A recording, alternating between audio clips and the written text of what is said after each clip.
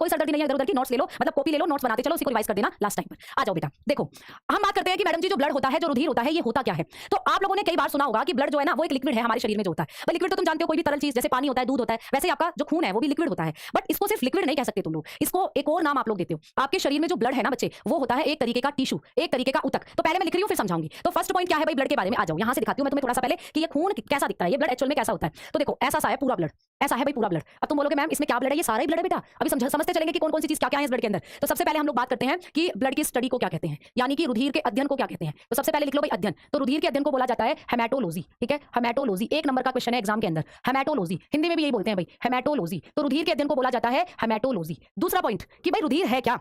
अगर एग्जाम में हमसे पूछ ले व्हाट इज ब्लड, रुधिर क्या होता है, तो आप लोग बताओगे बेटा रुधिर है तरल संयोजी ऊतक। तरल संयोजी ऊतक होता है बेटा रुधिर, तरल संयोजी ऊतक। क्या लिख सकते हो भाई, तरल संयोजी ऊतक, यानी लिक्विड कनेक्टिव टिश्यू। ब्लड होता है बेटा लिक्विड कनेक्टिव टिश्यू। अब इसी टर्म को आपको समझना है बड़े अच्छे से। मैडम जी हाँ हमें दो वर्ड तो समझ में आ रहे हैं, यानी हमें ये भी समझ में आ रहा है कि लिक्विड यानी तरल, और कुछ कुछ हमें ऊतक शब्द भी समझ में आ रहा है, बट पूरा नहीं आ रहा। फिर भी तुम बता दो कि हमें यहाँ पे छोड़ो कि केवल इस वर्ड को तो हम समझ पा रहे हैं तरल यानी लिक्विड, भाई जैसे दूध होता है, पानी होता है, वैसी कोई चीज है लिक्विड। लेकिन ये आगे के दो वर्ड हमें बिल्कुल समझ नहीं आए, हम बिल्कुल अनजान है इन दोनों शब्द से, इनके बारे में बता दो। तो आओ मेरे बच्चे मैं थोड़ी सी चीज बता दूं तुम्हें। देखो आपको पता है खून जो होता है, मुझे कमेंट करेंगे सभी बच्चे, बताओ खून किसके अंदर होता है। खून जंतुओं के अंदर होता है या खून पादपों के अंदर होता है, प्लांट के अंदर होता है, जल्दी बताओ। ठीक है, एक दिन में चैप्टर निपटाओ। अच्छा ठीक है भाई, ऐसा ही मान लेते हैं।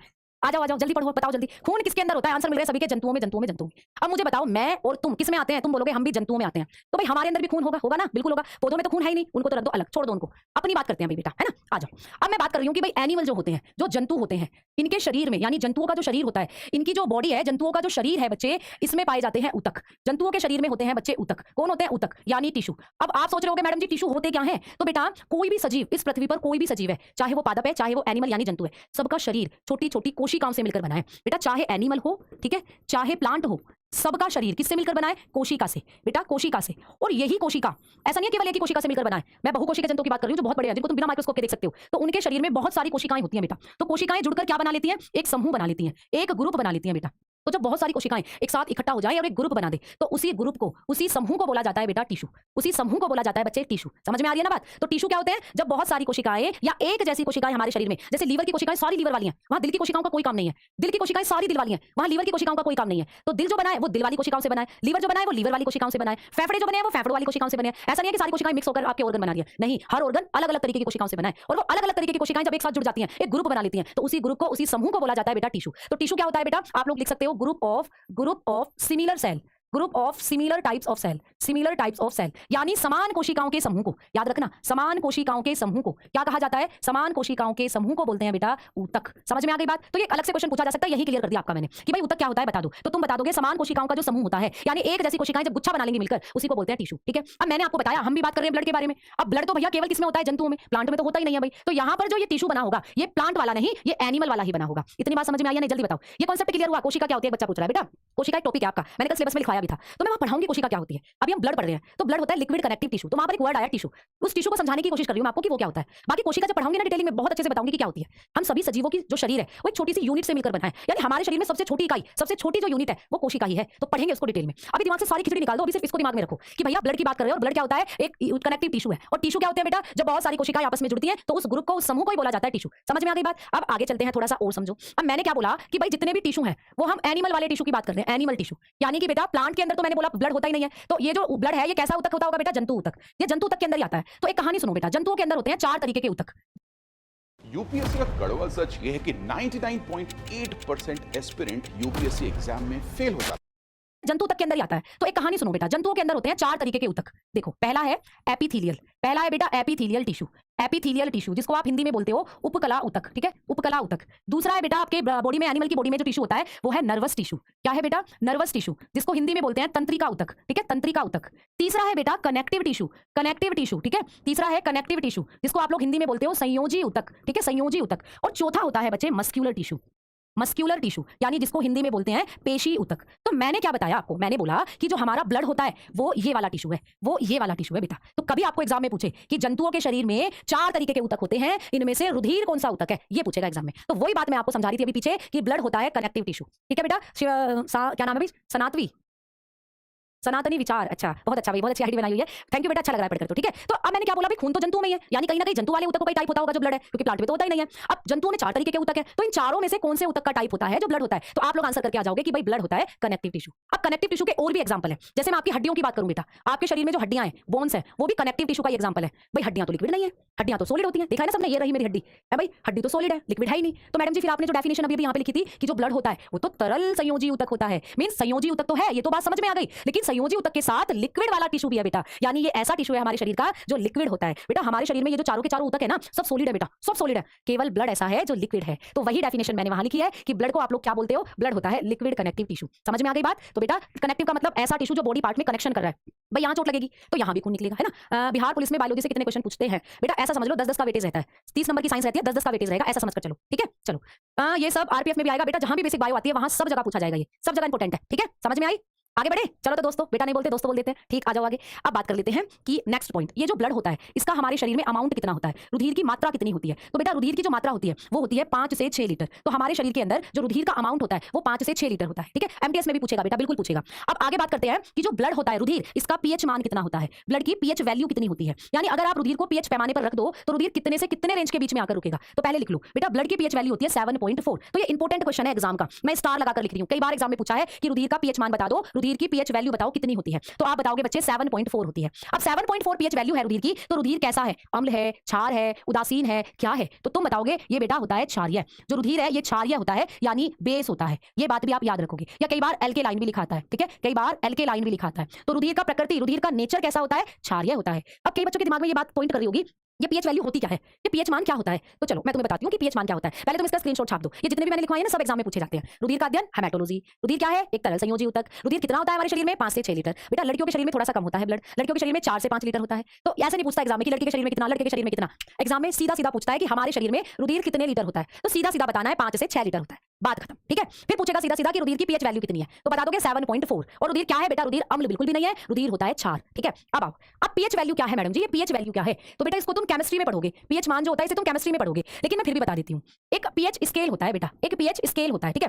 क्या होता है, एक पीएच स्केल, एक पैमाना होता है बेटा। इस पैमाने के बारे में आपको क्या पढ़ना है, मान लो स्केल तो तुम जानते हो ना, जब हम ड्राइंग की क्लास में ड्राइंग बनाते थे स्केल लेते थे, ऐसे लाइन खींचते थे फिर, है ना, हाँ, पावर ऑफ हाइड्रोजन, बिल्कुल सही बात। तो ये स्केल है, मान लो ये पैमाना है, ये पीएच स्केल है बेटा।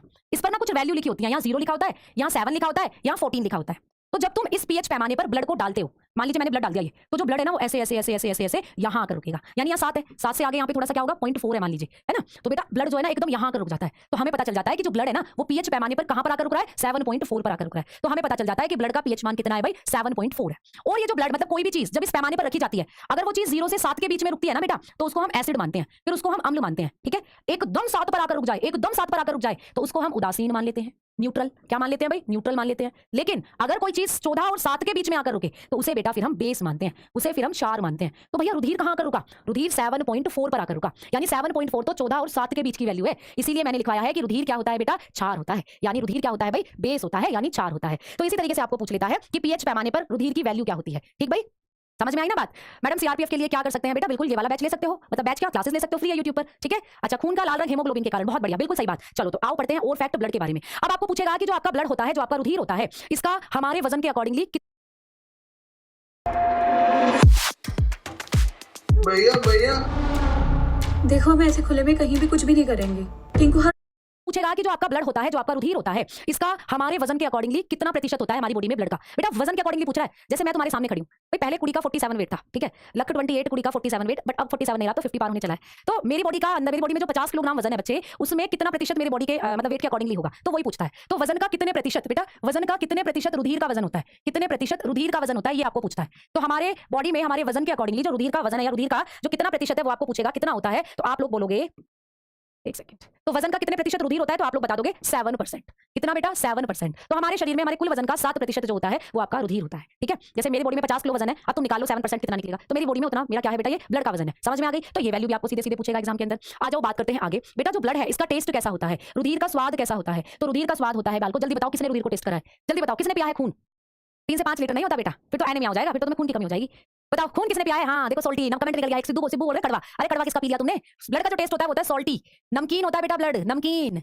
तो याद रखना नमकीन होता है ब्लड, क्योंकि आपके ब्लड में होते हैं sodium element, NaCl, sodium chloride होता है तुम्हारे बॉडी नमक के अंदर, ब्लड में नमक खाते हो ना तुम, नमक, वही तो ब्लड का जो टेस्ट है वो होता है नमकीन बेटा, ठीक है। चलो बहुत बढ़िया, अब आ जाओ आगे, अब बात करते हैं कि रुधिर का कंपोजिशन कैसे होता है। लेकिन उससे पहले एक और क्वेश्चन है जो आजकल एग्जाम में पूछा जा रहा है, आपको पूछता है कि ब्लड फॉर्मेशन कहाँ होता है हमारे शरीर में। ब्लड फॉर्मेशन यानी बेटा रुधिर निर्माण की क्रिया कहाँ होती है, आपके शरीर में रुधिर निर्माण की क्रिया कहाँ होती है। तो आप लोग बताएंगे कि हमारे शरीर में जो रुधिर बनता है वो हमारी हड्डियों में बनता है बेटा। कहाँ? हड्डियों में, यानी बोन्स में। अब तुम पूछोगे कि मैम बोन्स में कैसे बनता है ब्लड, तो बेटा बोन्स के अंदर पाया जाता है बोन मैरो। आपकी हड्डियों में होता है बोन मैरो यानी अस्थि मज्जा। अस्थि मज्जा, अब ये क्या है मैडम जी अस्थि मज्जा? तो बच्चे जो हमारे शरीर की हड्डियां होती है ना, जैसे देखो ये है भाई हड्डी, ये है भाई हड्डी, टॉम एंड जेरी वाली हड्डी। जो टॉम एंड जेरी वाले में टॉम कुत्ता था वो लेकर भागता था, बड़ी अच्छी थी हड्डी, उसको बहुत अच्छी लगती थी। लड़कियों का खून मीठा होता है, किसने मारकर पी लिया भाई लड़कियों का खून? लड़कियों का खून मीठा नहीं होता। अब आओ इधर, तो भाई ये है हड्डी, है ना। मैंने क्या बोला कि रुधिर निर्माण की क्रिया कहाँ होती है? हड्डियों में, बोन्स में। और बोन में भी कहाँ होती है, कभी पूछ ले तो बोन मैरो में, अस्थि मज्जा में। तो बेटा ये है अस्थि मज्जा। तुम्हारी हड्डियां ना खोखली होती है, अंदर से खोखली होती है, तो इस खोखली जगह को, ये जो खोखली जगह जहाँ मैं रेड रेड बना रही हूँ, इसी को बोलते हैं बेटा बोन मैरो। यही है बोन मैरो। तो आपके शरीर में जो हड्डियां हैं वो अंदर से खोखली होती है, उन खोखली हड्डियों के अंदर एक फ्लूइड भरा हुआ होता है, उसी को बोलते हैं बोन मैरो, अस्थि मज्जा। यही होता है ब्लड का निर्माण, रुधिर निर्माण की क्रिया यही होती है। लेकिन एक क्वेश्चन हो रहा था एग्जाम में कि भाई जब कोई फीटस होता है, फीटस बोले तो भ्रूण बेटा, कोई फीटस होता है बेटा यानी भ्रूण होता है, फीटस यानी भ्रूण, उसके अंदर रुधिर निर्माण की क्रिया कहाँ होती है? तो कोई भ्रूण यानी फीटस में रुधिर निर्माण की क्रिया कहाँ होगी? अब कई बच्चे सोच रहे होंगे फीटस क्या होता है, भ्रूण क्या होता है? तो बेटा जब तुम मम्मी के पेट में थे, है ना, मम्मी के पेट में जब तुम 3 महीने से पहले के बच्चे थे, तो तुम्हारे शरीर में हड्डियां नहीं बनी थी। 3 महीने से पहले के, आप देखो डॉक्टर के पास जब जाते हैं, जब किसी को मिसकैरेज करवाना होता है तो डॉक्टर बोलता है 3 मंथ से पहले की प्रेगनेंसी में मिसकैरेज करवा सकते हो। लेकिन 3 महीने के बाद अगर प्रेगनेंसी है तो वहाँ मिसकैरेज नहीं हो सकता, क्योंकि फिर बच्चे में हड्डियां बननी शुरू हो जाती हैं और डिफिकल्ट होता है फिर वो प्रोसीजर। तो 3 महीने से पहले बच्चे में हड्डियां नहीं बनती हैं। अब हड्डियां तो नहीं है लेकिन खून तो उसमें बन रहा है भाई, तो वो खून कहाँ बन रहा है? क्योंकि भाई खून तो हड्डियों में बनता है, अब उसमें तो हड्डियां ही नहीं है तो खून कहाँ बन रहा है? तो फिर वहां पर लीवर करता है बेटा ब्लड फॉर्मेशन का काम। तो आपको पूछ सकता है कि एक फीटस के अंदर, एक आपके भ्रूण के अंदर जो रुधिर निर्माण की क्रिया है वो कौन करता है? बेटा पहले लीवर बनता है, लीवर बनाता है पहले ब्लड, ठीक है, फिर बनता है हार्ट। तो लीवर करता है बेटा एक भ्रूण में रुधिर निर्माण की क्रिया। समझ में आ गई बात? कितने बच्चों को समझ में आई बताओ? इंग्लिश लिखा है प्लीज बेटा, मैं इंग्लिश में तो लिखा रही हूँ, सारी चीजें इंग्लिश में लिखी हुई हैं आप लोगों की। बस यहाँ पर लिख लेना कि टोटल वेट के अकॉर्डिंगली कितना परसेंटेज होता है, total weight percentage of blood पूछ लेगा आपको, ठीक है, ये लिख दिया लो इंग्लिश में। ठीक, आ जाओ अब आगे। अब देखो ये 2 क्वेश्चन तुम कराए एग्जाम में, भाई तुमसे पूछा और तुमने कर दिए। अब एक और क्वेश्चन टपकता है एग्जाम में, वो है भ्रूणीय परत। अब देखो कंफ्यूज नहीं होना, मैं कंफ्यूजन दूर करूंगी। देखो सुनो, अब एक और क्वेश्चन आता है कि भाई कौन सी भ्रूणीय परत, मैं लिख रही हूँ यहाँ पर, कौन सी भ्रूणीय परत। यहाँ पर बात कर रहे हैं हम जर्म लेयर की, यहाँ पर बात कर रहे हैं बेटा हम जर्म लेयर की, कि भाई कौन सी भ्रूणीय परत, which germ layer help to take part in formation of blood, यानी कौन सी भ्रूणीय परत रुधिर निर्माण में सहायक है। अब 3 क्वेश्चन है, तीनों को कैसे करना है मैडम, कैसे अंतर करना है, समझते चलो पहले चीजों को। सिंपल क्वेश्चन आए कि रुधिर निर्माण की क्रिया कहाँ होती है, तो आंसर करके आओगे बोन मैरो। समझ में आ गई? पूछ ले कि भ्रूण के अंदर रुधिर निर्माण की क्रिया कहाँ होती है, तो आंसर करके आओगे लीवर बेटा यानी यकृत। लेकिन अगर एक नया वर्ड आपको देखने को मिले, नया वर्ड देखने को मिले कि भैया भ्रूणीय परत की कौन सी जर्म लेयर है जो रुधिर निर्माण का काम करती है, तो मेरे बच्चे आंसर करके आओगे मीजोडर्म। आंसर करके आओगे बेटा मीजोडर्म। समझ में आ गई बात? मीजोडर्म आंसर करके आओगे फिर, मीजोडर्म। बोलो बात समझ में आई या नहीं, बोलो बात समझ में आई या नहीं, बोलो जल्दी। मीजोडर्म, तो क्या करके आओगे भाई आंसर मीजोडर्म। अब आप लोग सोच रहे होगे मैम ये मीजोडर्म क्या है, तो एक कहानी सुनाती हूँ, सुनो।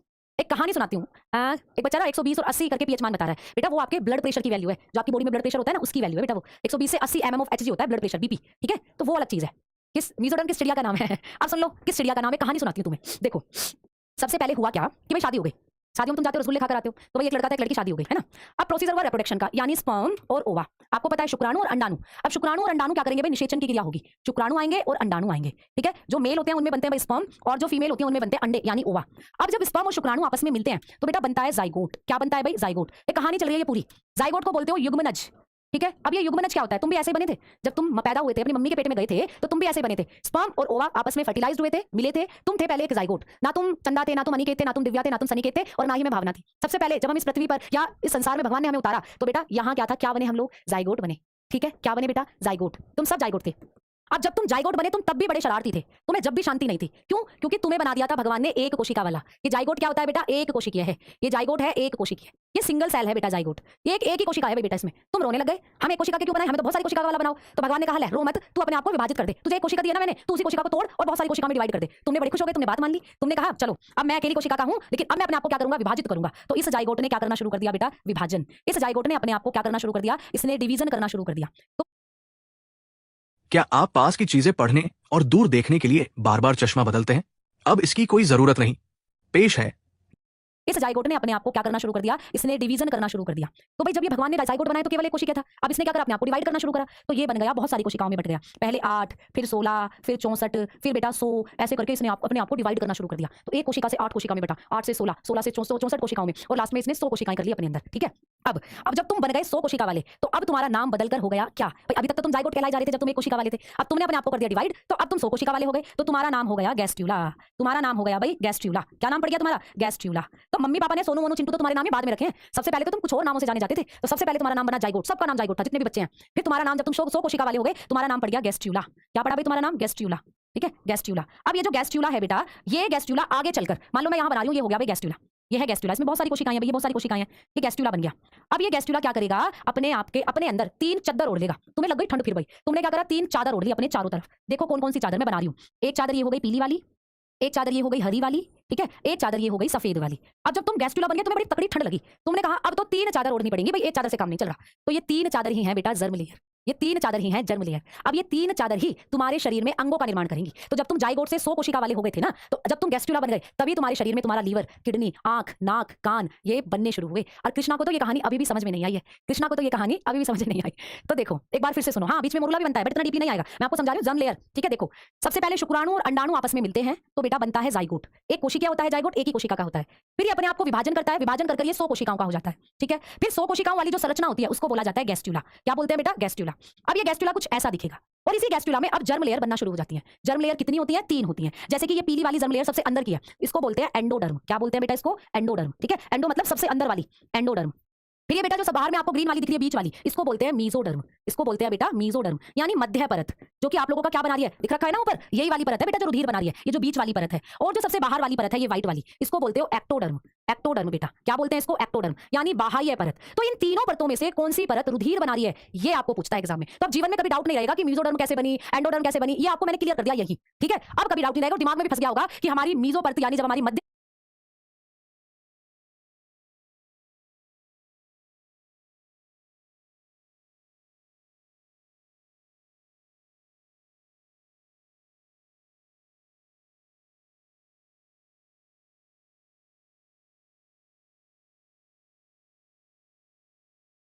परत बनी, उसी ने बनाया ब्लड को। तो कॉन्सेप्ट क्लियर हुआ बेटा? बताओ जल्दी, बढ़ रही हूं अब आगे। ठीक है, समझ में आ गई ना बात? जर्म लेयर तक कितना महीने का बच्चा होता है? मैंने बोला ना बेटा, आप लोगों का 3 मंथ के जब आप होते हो तो आपके बेसिकली ऑर्गन्स बनना स्टार्ट हो चुके होते हैं, आपके शरीर में आपके अंगों का निर्माण धीरे धीरे होना शुरू हो चुका होता है। तो आपके लगभग 3 मंथ से पहले ये गैस्ट्यूला वाली स्टेज बन चुकी होती है। ठीक, चलो आ जाओ अब आगे। अब बात करते हैं, हम ब्लड को पढ़ रहे थे, एक बार फिर से याद दिला दूं, कभी खो गए हो कहीं और ही दुनिया में, है ना, कभी और ही दुनिया में खो गए हो, तो अब आ जाओ, अब पढ़ते हैं हम लोग कि भाई आप लोगों का जो रुधिर है वो कौन कौन सी चीजों से मिलकर बना होता है। तो बेटा हेडिंग देंगे composition of blood, composition of blood. ठीक है भाई, रुधिर के घटक क्या है भाई? रुधिर के घटक, लिख लीजिएगा, रुधिर के घटक।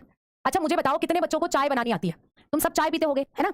जब तुम चाय बनाते हो तो भैया चाय की पत्ती भी डालते हो, अदरक भी डालते हो, इलायची भी डालते हो, है ना बेटा, सब चीज डालते हो, और उसको फिर उबालकर पीते हो छानकर। अब मुझे एक बात बताओ, जब तुमने चाय बनाई तो उसमें लिक्विड भी डाला, उसमें सॉलिड भी डाला ना, लेकिन जब कप में चाय को छानकर पी रहे हो तो वास्तव में क्या पी रहे हो? लिक्विड पी रहे हो ना। वैसे ही ब्लड के साथ होता है, तुम्हें तुम्हारा ब्लड लिक्विड नजर आता है बेटा, तुम्हें तुम्हारा ब्लड कैसा नजर आता है कि भाई लिक्विड है, चोट लग गई, खून निकल रहा है नीचे, टपक रहा है, समझो लिक्विड ही है भैया, है ना। लेकिन आपका जो ब्लड है बेटा वो लिक्विड नहीं होता, आपका ब्लड तरल नहीं है, आपके ब्लड में 2 तरीके की चीजें हैं, ब्लड में सॉलिड भी है, ब्लड में लिक्विड भी है। अब वही पढ़ेंगे कि क्या सॉलिड है क्या लिक्विड है। तो बेटा आपका रुधिर 2 चीजों से मिलकर बना है, हमारा जो ब्लड होता है वो 2 चीजों से मिलकर बना है। एक चीज है ब्लड में बेटा प्लाज्मा, ठीक है, एक चीज क्या है भाई ब्लड के अंदर? प्लाज्मा। और दूसरी चीज है ब्लड में ब्लड सेल्स, जिसको आप लोग हिंदी में बोलते हो रुधिर कोशिका। क्या बोलते हैं भाई हिंदी में? रुधिर कोशिका। तो हमारा रुधिर जो है वो 2 चीजों से मिलकर बना है, एक तो प्लाज्मा है, एक ब्लड सेल है यानी रुधिर कोशिका। अब रुधिर कोशिकाओं का एक और नाम है बेटा, इनको आप लोग रुधिर कणिका भी बोलते हो। क्या बोलते हो? रुधिर कणिका। तो ये भी याद रखना, इंग्लिश में बोलते हैं ब्लड कार्पेसल्स, ब्लड कार्पेसल्स। ठीक है, चलो तो ये कुछ अलग चीज नहीं है, रुधिर कणिका या रुधिर कोशिका एक ही चीज है। ठीक बच्चे, आओ अब मैं आपको बताती हूँ कि एग्जाम में क्वेश्चन आएगा कि हमारे रुधिर का इन दोनों में से लिक्विड पार्ट कौन बनाता है। तो बच्चे ये जो प्लाज्मा है ना, ये आपके ब्लड का कैसा पार्ट बनाता है बच्चे? लिक्विड। गुजरात की प्रिया जी ने घर बैठे अपना ई-कॉमर्स बिजनेस शुरू किया और पहले ही साल 18 लाख कमा लिए। ना, ये आपके ब्लड का कैसा पार्ट बनाता है बच्चे? लिक्विड। ये बनाता है तरल भाग। समझ में आ गई बात? तो यही है आपके रुधिर के अंदर लिक्विड वाला पार्ट, जो प्लाज्मा होता है। ये क्वेश्चन एग्जाम का। ठीक, बहुत बढ़िया, बच्चे बता भी रहे 50 से 55% होता है, बहुत बढ़िया। कल हाथ कट गया था तो बहुत खून गिर गया मेरा, उठा लेते उसको, गिर गया तो भाई बेरोजगार लड़का, उठा लेते हैं? नहीं उठा सकते थे क्योंकि वो जम गया। हाँ, आप बताएंगे क्यों जम गया। अब आओ आगे बेटा, रुधिर में जो लिक्विड पार्ट है वो तो हो गया प्लाज्मा। अब लिक्विड लिखवा दिया तो ये क्या होती है बेटा? सॉलिड। तो आपके ब्लड के अंदर जो ठोस भाग होता है वो यही है बेटा। एग्जाम के क्वेश्चन है दोनों, पूछेगा रुधिर का तरल भाग क्या है, तो ऑप्शन दे देगा बनाकर, तो आपको आंसर करना है प्लाज्मा। ठीक, पूछेगा रुधिर का सॉलिड भाग क्या है, तो आंसर दे देगा वैसे बनाकर, आंसर करना है ब्लड सेल यानी रुधिर कोशिका। अब दूसरी चीज यहां से पूछेगा कि भाई इन दोनों का कितना कितना परसेंटेज होता है। मान लो हमारे शरीर में 100% जो ब्लड है, यानी ब्लड जो अपने आप में 100% है, वो कितने कितने प्रतिशत में बटा है, दोनों को लेकर अगर पूछे तो बेटा जो ये प्लाज्मा है ना, ये आपके ब्लड का 55% पार्ट बनाता है। कितने प्रतिशत भाग बनाता है प्लाज्मा? 55। और 45% पार्ट जो बनाती है वो बनाती है आपकी ब्लड सेल, वो बनाती है भाई ब्लड सेल। ठीक है, बेटा पीडीएफ डल जाएगी। कल कुछ इशू आ रहा था पीडीएफ के अंदर, वो अपलोड नहीं हो पा रही थी। आज कोई दिक्कत नहीं होगी, डल जाएगी। ठीक है मेरे प्यारे बच्चों, बताओ और किसी को कोई दिक्कत? जी दीदी आर्मी में आता है क्या? बेटा बिल्कुल, आर्मी के जितने भी एग्जाम होते हैं जहां भी बायो पूछी जाएगी बिल्कुल आता है ना। चलो बहुत बढ़िया। गैस चूल्हा क्या है बेटा? अच्छा गैस चूल्हा का नाम बढ़िया है, गैस चूल्हा, बहुत बढ़िया। बिल्कुल खुराफाती दिमाग वाले बालों को तुम। आओ आगे। तो ये बातें समझ में आई बेटा? तो ये 2 क्वेश्चन मैंने आपको लिखवा दिए, यहाँ से 2 क्वेश्चन तैयार हो गए कि भाई रुधिर का लिक्विड पार्ट कौन बना रहा है? प्लाज्मा। सॉलिड पार्ट कौन बना रहा है? रुधिर कोशिकाएं। और कितना प्रतिशत पार्ट प्लाज्मा घेरे हुए हैं और कितना प्रतिशत पार्ट रुधिर कोशिकाएं घेरे हुए हैं। अब रुधिर कोशिकाओं को दे दो थोड़ा सा स्टॉप, इनको थोड़ा सा भूल जाओ, साइड में रखो। आओ कुछ बातें बताती हूं तुम्हें प्लाज्मा के बारे में। ठीक है बच्चे, आओ कुछ बातें पढ़ते हैं हम लोग प्लाज्मा के बारे में। तो आपका जो प्लाज्मा है ना, देखो मेरे बाल को ऐसा दिखता है, ये है तुम्हारा प्लाज्मा, पीला पीला जो दिख रहा है ना टेस्ट ट्यूब में, ये तुम्हारा प्लाज्मा है बेटा। तो सबसे पहला पॉइंट वही मैं फिर से रिपीट कर देती हूं चीजें कि प्लाज्मा कैसा पार्ट बनाता है ब्लड का? भाई लिक्विड, तरल भाग बनाता है। ठीक, ये कितना प्रतिशत पार्ट बनाता है? भाई 55%। फिर पूछे कि प्लाज्मा का कलर कैसा होता है, प्लाज्मा किस रंग का है, पूछा गया एग्जाम में क्वेश्चन। तो आप लोग बताओगे कि प्लाज्मा का रंग होता है हल्का पीला, हल्का पीला रंग होता है भाई प्लाज्मा का। लाइट येलो कलर का होता है प्लाज्मा, लाइट येलो दिख रहा है ना बच्चे, ये पीला पीला जो है यही है प्लाज्मा। ठीक, अब आओ आगे। अब बात करते हैं कि ये जो प्लाज्मा है इसमें क्या होता है, ये करता क्या है ब्लड के अंदर, प्लाज्मा इसमें होता क्या है बेटा? ठीक, हाँ बेटा प्रशांत बिल्कुल सही बता रहे हो। क्या दिक्कत हो गई बताओ? साइंस बिल्कुल 15 की आएगी। यहाँ से बायोलॉजी को 5 मान लो, फिजिक्स 5, केमिस्ट्री 5, बाकी 1-2 नंबर ऊपर नीचे हो सकती हैं चीजें। ठीक है, हाँ तो प्लाज्मा का कलर होता है भाई लाइट येलो। आओ आगे बात करते हैं कि ये जो प्लाज्मा है इसमें क्या क्या होता है। तो मेरे बच्चे मैं तुम्हें रटने वाली बात नहीं बता रही, मेरी बात को बड़े ध्यान से सुनना। देखो एक क्वेश्चन आता है एग्जाम में कि भैया जितनी भी हम चीजें खाते हैं, जैसे मैंने गाजर खाई, मैंने खाया भैया दाल, तो गाजर में मुझे विटामिन ए मिली, दाल से मुझे प्रोटीन मिला। मैंने आलू खा लिया, आलू से मुझे कार्बोहाइड्रेट मिला, या मैंने चावल खा लिया भाई। तो ये सारी चीजें, सारी की सारी पोषक पदार्थ हमारे रुधिर में घुलते हैं, जाकर ब्लड में घुलते हैं बेटा। बिल्कुल, तो ब्लड के अंदर कौन सा पार्ट है जो सारे न्यूट्रिएंट को अपने अंदर घुलता है, या सारे पोषक पदार्थ रुधिर में कहां घुल जाते हैं जाकर, ये आपको पूछता है एग्जाम में। तो मेरे बच्चे एक बात याद मुझे बताओ, अगर तुम चीनी को घोलना चाहते हो तो चीनी किसमें घुलेगी? चीनी मुझे बताओ, तुम चीनी नमक में घोल सकते हो या चीनी पानी में घोल सकते हो? बताओ जल्दी से। एक बात बताओ तुम्हें कि चीनी है भैया, चीनी को तुम नमक में घोल सकते हो या चीनी को पानी में? तुम बोलोगे मैम चीनी पानी में आसानी से घुल जाएगी, क्योंकि पानी लिक्विड है, पानी तरल है और चीनी अच्छे से पानी में घुल जाएगी। नमक सॉलिड है तो चीनी तो उसमें घुलने से गई। वही बात याद रखनी है, बस वही कॉन्सेप्ट याद रखना है। जब भी एग्जाम में क्वेश्चन आएगा कि पोषक पदार्थ, बेटा हमारे शरीर में जितने भी हार्मोन है, जितने भी एंजाइम है, वो हमारे ब्लड के अंदर किस पार्ट में घुले हुए होते हैं? तो घुले हुए होने का मतलब ये है कि भाई जो लिक्विड है वही घुलेगा सब चीजों को। सॉलिड में तो कोई चीज घुलती नहीं है बेटा। तो घुलता कौन है? लिक्विड घुलता है। लिक्विड कौन है? अभी भी बताया प्लाज्मा। भैया ब्लड का तरल पार्ट कौन बना रहा है? प्लाज्मा। तो सारे पोषक पदार्थ बेटा यही घुले होते हैं। हमारे सारे पोषक पदार्थ किसमें घुले होते हैं बेटा? प्लाज्मा में। अब जीवन में बिल्कुल नहीं भूलने वाले ये बात कि भाई सारे के सारे पोषक पदार्थ रुधिर में घुले कहां होते हैं, क्योंकि लिक्विड जो होगा वही घोल पाएगा चीजों को। भाई पानी तो घोल पाता है सारी चीजों को अपने अंदर, वैसे ही प्लाज्मा लिक्विड है तो वही घोलेगा बेटा सारे पोषक पदार्थों को। आपके पोषक पदार्थ कहीं और ब्लड में घुलेंगे ही नहीं प्लाज्मा को छोड़कर, क्योंकि ये लिक्विड है। तो पोषक पदार्थों को घोलने का काम करता है। ठीक है, पोषक पदार्थ घुले होते हैं, याद रखना किसमें घुले होते हैं? प्लाज्मा में। तो लिख लीजिएगा dissolved nutrient, dissolved all nutrient. तो जितने भी न्यूट्रिएंट हैं वो सब प्लाज्मा में घुले होते हैं। ठीक है, अब आओ आगे एक और छोटा सा पॉइंट लिखवा देती हूँ। अरे चलो आओ आगे एक और छोटा सा पॉइंट यहाँ लिखवा देती हूँ इधर। ठीक, चलो अब आपको क्या पढ़ना है कि भाई प्लाज्मा जो होता है ना वो कितनी कितनी चीजों से मिलकर बना है। यानी प्लाज्मा में भी आपको 2 चीजें मिलती हैं बेटा। एक तो प्लाज्मा के अंदर पानी होता है,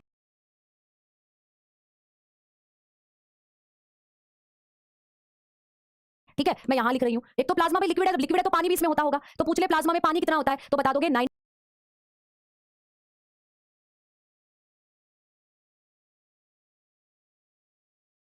से 92% होता है प्लाज्मा में पानी। ये भी एग्जाम का क्वेश्चन है बेटा, ये भी एग्जाम का क्वेश्चन है कि हमारा जो प्लाज्मा है जो कि रुधिर का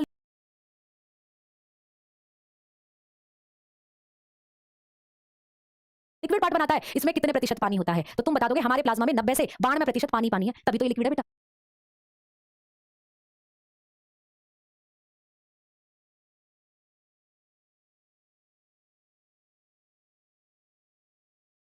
ठीक है, दूसरा, अब दूसरी चीज क्या है इसमें? तो बेटा दूसरी चीज इसमें मेनली जो आपको याद रखनी है वो होती है बेटा प्रोटीन, वो है प्रोटीन। तो ये 2 चीजें जरूर याद रख लेना। और प्रोटीन कितने प्रतिशत होता है? 7%। तो बेटा ये एग्जाम का ही बना हुआ क्वेश्चन है कि प्लाज्मा में कितने प्रतिशत पानी है और प्लाज्मा में कितने प्रतिशत प्रोटीन होती है। तो पानी 90 से 92 है बेटा, और जो प्रोटीन है वो 7% में होती है। अब यहीं से क्वेश्चन बनकर आएगा कि प्लाज्मा में कौन कौन सी प्रोटीन होती है। तो आइए अब मैं आपको पढ़ाती हूँ प्लाज्मा की प्रोटीन। उसके बाद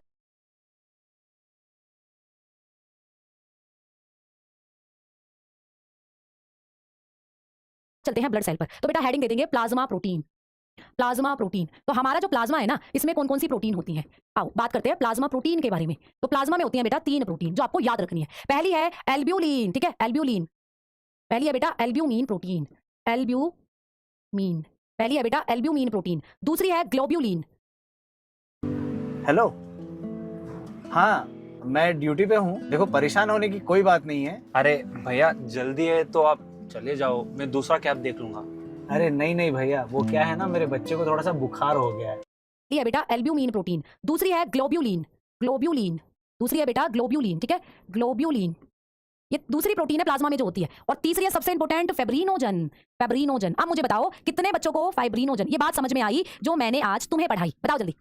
हाँ बोलो बोलो भाई, बाबा डूबना जाना पानी में नहीं डूबेंगे भाई, नहीं डूबेंगे। तो प्लाज्मा की 3 प्रोटीन उंगलियों पर याद रखना, एल्ब्यूमिन, ग्लोबुलिन, फाइब्रिनोजन। जल्दी से समझ करो सभी बच्चे, जो भी कांसेप्ट मैं पढ़ा रही हूं दिमाग में घुस रहा है क्या नहीं, ऐसी चीजें डाल रही हूं दिमाग में कि इनसे अलग क्वेश्चन भी बनेंगे ना तो बिल्कुल कर आ जाओगे, तू छोड़कर नहीं आने वाले कुछ भी। ठीक है, बहुत बढ़िया बहुत बढ़िया। क्लास को बेटा शेयर भी करते रहो। आओ अब इधर देखो, अब इनका एक एक पॉइंट में काम और सुन लो भाई, जरूरी है तुम्हारी बॉडी में बड़ी बड़ी प्रोटीन क्या काम कर रही है, जरूरी है। तो बेटा ये करती है नमक संतुलन का कार्य, ये नमक संतुलन पर काम करती है, नमक संतुलन बनाती है भाई। आपकी बॉडी, आपका जो ब्लड है मैंने बताया था ना, आपके खून का जो टेस्ट है वो नमकीन नमकीन होता है। तुम्हारे ब्लड के अंदर NaCl होता है, क्या होता है बेटा, सोडियम क्लोराइड। तो वो सोडियम क्लोराइड ज्यादा ना हो कम ना हो, उस चीज को बैलेंस करने का काम कौन सी प्रोटीन करती है, एल्ब्यूमिन करती है ये काम। तो यही पूछेगा कि भैया सोल्ट बैलेंस कौन सी प्रोटीन करती है, तो ये सोल्ट बैलेंस का काम करती है, ये नमक संतुलन बनाती है बेटा, जो एल्ब्यूमिन होती है। ठीक, आगे बात समझ में, आओ आगे चलते हैं बेटा। ग्लोबुलिन का काम क्या है, बड़ी इंपॉर्टेंट है, स्टार लगा रही हूं। ये जो ग्लोबुलिन है ना, ये बेटा प्रतिरक्षी के समान काम करती है, प्रतिरक्षी के समान कार्य करती है, प्रतिरक्षी के समान कार्य करती है बेटा। ठीक है, प्रतिरक्षी के समान कार्य करती है। अब आप सोचोगे प्रतिरक्षी क्या है, तो पढ़ना जरा शब्द को पढ़ना एक बार, प्रतिरक्षी। रक्षी मतलब रक्षा करने वाले। तो हमारा जो खून है ना वो हमारी रक्षा भी करता है बेटा।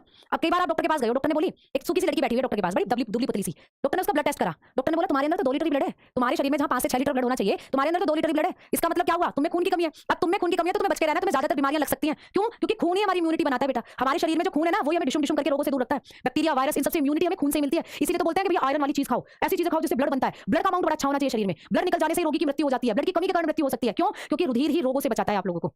ठीक है बेटा, तो भैया आप लोगों को याद रखना है कि ब्लड रोगों से क्यों बचाता है, क्योंकि ब्लड के अंदर कुछ ऐसी प्रोटीन है, ऐसे फैक्टर है हमारे ब्लड में जो हमें रोगों से लड़ने में सहायता करते हैं, जिनमें से एक ग्लोबुलिन है बेटा। तो एग्जाम में क्वेश्चन आया हुआ है बेटा कि प्लाज्मा में कौन सी प्रोटीन ऐसी है जो प्रतिरक्षी के समान कार्य करती है, तो तुम छोड़कर नहीं आओगे, आंसर करके आओगे ग्लोबुलिन। तो लिख लीजिएगा इंग्लिश में भी भाई, वर्क एज एंटीबॉडीज, एंटीबॉडी की तरह काम करती है बेटा। समझ में आ गई बात, आओ आगे। ये भी बड़ी इंपॉर्टेंट है, ये भी बहुत इंपॉर्टेंट है, फाइब्रिनोजन। ये क्या काम करती है बच्चे, तो ये रुधिर स्कंदन, ये रुधिर स्कंदन में काम करती है। ठीक है, या रुधिर या रक्त का थक्का जमाने में मदद करती है। इस बात को भी लिख लेना, थक्का जमाने में सहायक, थक्का जमाने में सहायक होती है बेटा। तो ये रुधिर का थक्का जमाने में सहायक है, लिख लीजिएगा हेल्प इन ब्लड क्लॉटिंग। तो बेटा ये ब्लड क्लॉटिंग में हेल्प करती है, रुधिर का थक्का जमाने में मदद करती है। अब कई बच्चे बोल रहे होंगे ये कौन सी नई चिड़िया का नाम है, रुधिर का थक्का जमाना। पीडीएफ क्यों नहीं डालती है, नहीं डलती है बेटा, मैंने बोला ना थोड़ा सा टेक्निकल इशू चल रहा है, पीडीएफ डल तो रही है बट वो शो नहीं हो पा रही है, डल चुकी है पीडीएफ, वो आपको शो नहीं हो पा रही है किसी कारणवश। तो आज उसमें टीम जो बिल्कुल वर्क कर रही है, तो आज आपकी दोनों पीडीएफ बिल्कुल शो हो जाएंगी, आपको दिक्कत मत लो इस बात की। ठीक है, तो पीडीएफ बिल्कुल डल जाएंगे, रीअपलोड कर देंगे उसको, आपको अच्छे से दिखाई दे जाएंगी। तो कुछ इशू चल रहा था, अभी वो पीडीएफ शो नहीं हो पा रही थी, कुछ टेक्निकल इशू था, अब मिल जाएंगी बेटा। ठीक है, ठीक है मेरे प्यारे शेरों, मेरे प्यारे सिपाहियों, तो दिक्कत नहीं लेनी, तुम्हें परेशान नहीं होना है बस। ठीक, हाँ जी बहुत बढ़िया। तो रुधिर का थक्का क्या होता है बेटा, रुधिर का थक्का जमने में सहायक मींस जो आप लोगों को चोट लगती है ना, एक बात मुझे बताओ, जब तुम्हें चोट लगी है तो क्या ब्लड उससे बहता चले जाना चाहिए, रुधिर से जो आपको चोट लगी है उंगली से ब्लड निकलता रहना चाहिए, निकलता रहना चाहिए। तुम बोलोगे नहीं मैडम, खून को रुक जाना चाहिए, क्योंकि अगर ऐसे बहता रहा खून तो हमारे तो सारे शरीर का खून खत्म हो जाएगा, और खून खत्म तो हम भी खत्म, है ना। तो इसका मतलब चोट लगने पर आपका खून का थक्का जमना चाहिए।